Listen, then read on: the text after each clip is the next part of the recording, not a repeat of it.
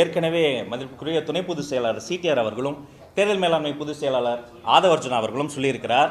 நானும் தெளிவாக சொல்கிறேன், திமுகவை வீழ்த்த மக்கள் சக்தியோடு தான் நாங்கள் கூட்டணி வைப்போம்.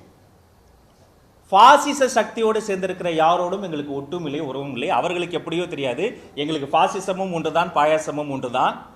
ஏற்கனவே மக்கள் தந்த கசப்பான பாடங்களை எல்லாம் மறந்து அவர்கள் பாசிசத்தோடு சேர்ந்து நிற்கிறார்கள். நாங்கள் அப்படி கிடையாது.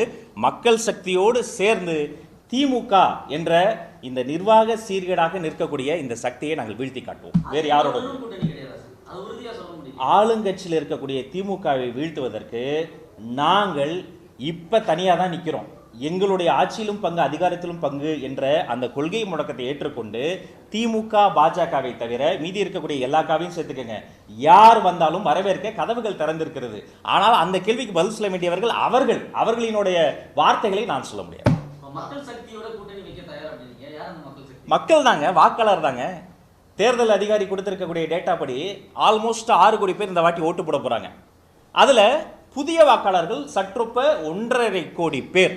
இந்த புதிய வாக்காளர்கள் 1.5 கோடி பேர் மட்டுமே எங்களுக்கு ஓட்டு போட்டுருவாங்க அல்லது மொத்தவங்களுக்கு ஓட்டு போட்டுருவாங்கன்னு கூட நாங்கள் சொல்லலை. ஆனால் மார்க் மை வேர்ட்ஸ், ஒவ்வொரு திமுக கட்சிக்காரனுடைய வீட்டிலும் ஒரு தாவேகா தொண்டர் இருக்கிறார், ஒரு தாவேகா அனுதாபி இருக்கிறார், ஒரு தாவேகாவினுடைய தோழர் இருக்கிறார். எனவே மக்கள் சக்தி என்பதை, மாபெரும் சக்தி என்பதை மீண்டும் சுட்டி காட்டுகிறேன். காலமது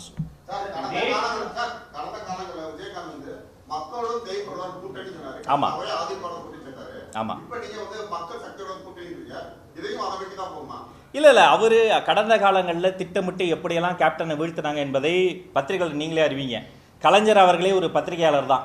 பத்திரிகையாளரினுடைய மகனாக இருக்கக்கூடிய ஐயா மு.க. ஸ்டாலின் அவர்கள் இந்த அண்ணா யூனிவர்சிட்டி வழக்கில் கூட பத்திரிகையாளர்களை தான் ரொம்ப துன்புறுத்துறாங்க. இந்த எஃப்ஐஆர் டீட்டெயில்ஸை வெளில விட்டது காவல்துறை.